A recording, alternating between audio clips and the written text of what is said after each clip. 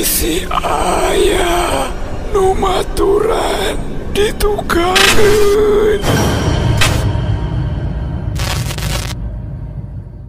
Kuring Aam Samsudin anu alamat di Kampung Bojong Nangka, Desa Mekarsari, Kecamatan Ciparai, Kabupaten Bandung.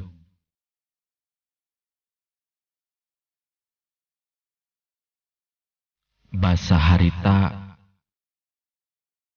kuring diajak ku babaturan anu ngaranna si Irfan.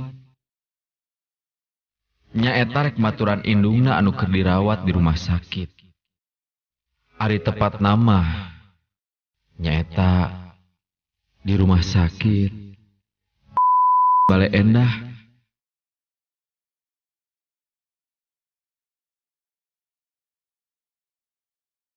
Si Irfan ngajak ka kuring maturan indungna. Sigana wae manehna teu wani ari nungguan sosoranganan mah. Da si Irfan mah kacida borangana. Kuring oge sabenerna mah teu wani. Sabab harita teh poe Kemis ninggang malam Jumaah. Ari nolakana ajakana si Irfan, asa era ku indungna. Nyaeta anu kabeneran ngaranna teh Biis. Sabab Biis mah kacida bageurna ka kuring. Nu antugna kuring oge daek maturan si Irfan ke rumah sakit. Am, baturan saya nunggu anu gering yuk. Nah, saha kitu nu gering teh? Indung saya, Am, bisa minggu dirawat di rumah sakit, Indung maneh? Aduh, ini kakarek apal ayeuna geningan. Nari maneh menit loba omong atuh. Nih sok ngabejaan teh sok telat wae. Maklum atuh da urangna keur loba urusan, Am. Jadi can loba anu di bejaan eta oge. Ya, ayo atulah ku kuring di baturan. Tapi kuring rek ngajak si Rizal nya, ngajak si Yuda jeung si Ian. Oh, nya teu naon ari daekeun mah. Kan ari loba batur mah moal keung nungguana oge nya. Saacana indit ke rumah sakit, kuring aya ide. Rek ngajakan sobat kuring anu tiluan. Nyaeta si Rizal, si Yuda jeung si Ian.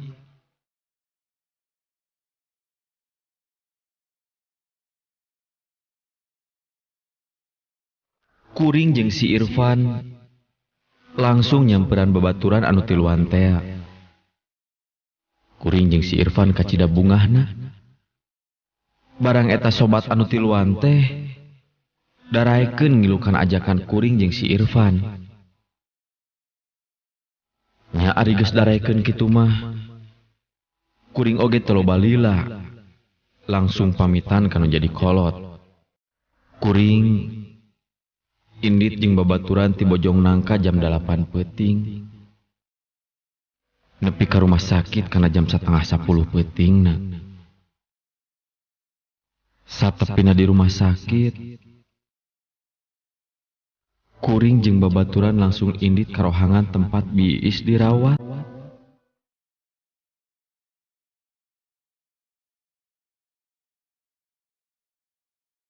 Peuting eta mah suasana di jero rumah sakit teh kacida geueumanana. Taya saurang-urang jalma anu ngadon ngulampreng di luarin rohangan. Katambah rohangan tempat Biis dirawat teh ayana ditungtung. Kuring limaan leumpang ka rohangan tempat Biis dirawat bari ngobrol. Sabab ari ku ngobrol masuk teu karasa leumpang teh. Jeung ameh urang ngarasa kasieun. Sabot kuring limaan leumpang ka rohangan Biis. Kadenge ti satukangeun aya sora anu nakolan beusi. Beusi anu sok dipake nyakelan pasien anu teu bisa leumpang. Anu aya di gigireun tembok. Kuring limaan Ngerenkeun lengkah. Nu maksud rek melong ka tukang. Tapi barang dipelong ka tukang, gening di tukang teh sasaha. Nya geus apal kitu mah kuring limaan oge langsung neruskeun leumpang ka rohangan. Tapi can sababaraha lengkah, eta sora anu nakolan beusi teh kadenge deui. Nya aya sora kitu deui teh ku kuring limaan tepati di palire. Malah kuring neruskeun leumpang ka rohangan. Tapi nu jadi aneh keur kuring limaan, nah eta sora beusi anu siga ditakol teh bet siga anu ngadeukeutan. Kuring limaan beuki gancang leumpangna sabab geus karasa asa gede kasieun. Ku sabab leumpangna gancang bari dituturkeun ku rasa kasieun. Nya akhirna kuring limaan tepi oge di rohangan biis.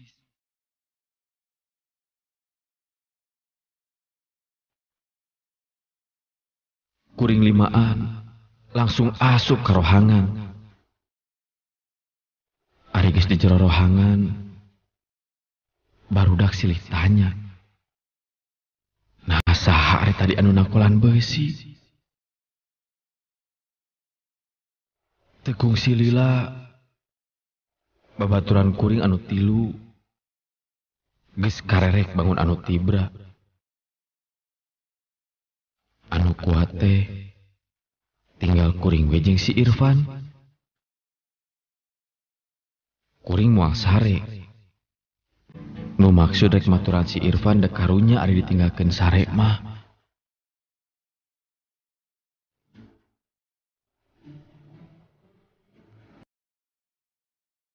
Harita wanci geus nyedek ka tengah peuting.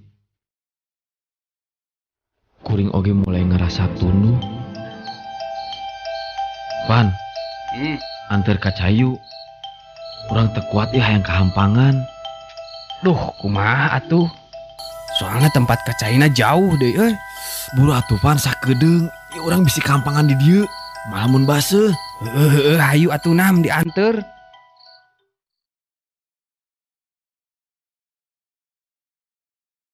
Geus ngomong kitu, kuring jeung si Irfan keluar.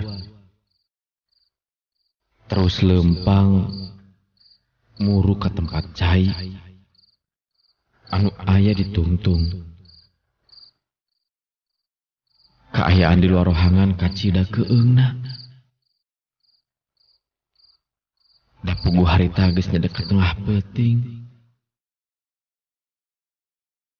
Geus tepi ka tempat cai, kuring minta didagoan di luar ka si Irfan. Pan, dagoan we di luarnya. Sok-sok buru. Bari oge keur naon atuh make jeung bulu kajero sagala. Tong lihat teuing sieun ye. Moal. Tapi awas mana tong noongnya. Saeutik mah atuh. Sanggeus kitu, kuring oge langsung asup ke kamar cai. Sabot keluar di kamar cai, kuring heran ningali si Irfan. Panona molotot ka palebah kenca. Siga ningali anu pikasieun. Pan.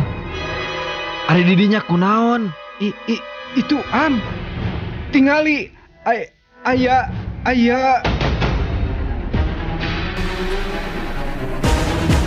Harita keneh kuring buru-buru ningali ka palebah kenca. Barang kuring ningali ka palebah kenca, kuring ngagebeg reuas. Sabab di palebah kenca teh aya hiji belangkar. Tapi nu jadi bingung keur kuring.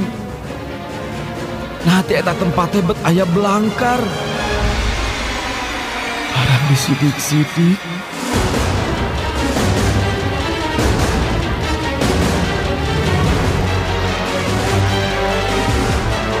Nah dina eta luhureun belangkar teh siga aya anu keur ngagoler. Mimiti kesang tiis keluar ngabasahan awak kuring.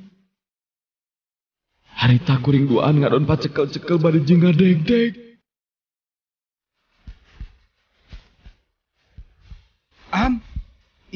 Itu teh nu maot lain tina belangkar teh.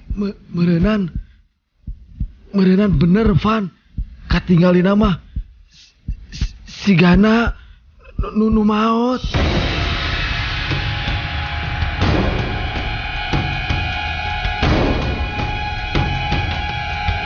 Kuring duaan teh langsung indit. Tapi kalah kacicing bari nyidik-nyidik eta anu ngagoler. Sok sanajan sieun anu sakitu rongkahna. Bakililah. Disidik-sidik nah eta anu ngagoler teh besiga anu usik. Kuring duaan ninggali kitu mah jadi ngaleper. Suku bete bisa dilengkahkeun. Kuring jadi teu bisa ingkah tina eta tempat. Keur kitu eta anu ngagoler tina belangkar teh ngadadak turun. Ayeuna mah katinggali jelas eta jalma anu ti belangkar teh sukuna ngaplek sabelah. Buukna rawig-wig sarta awakna hideung geheng.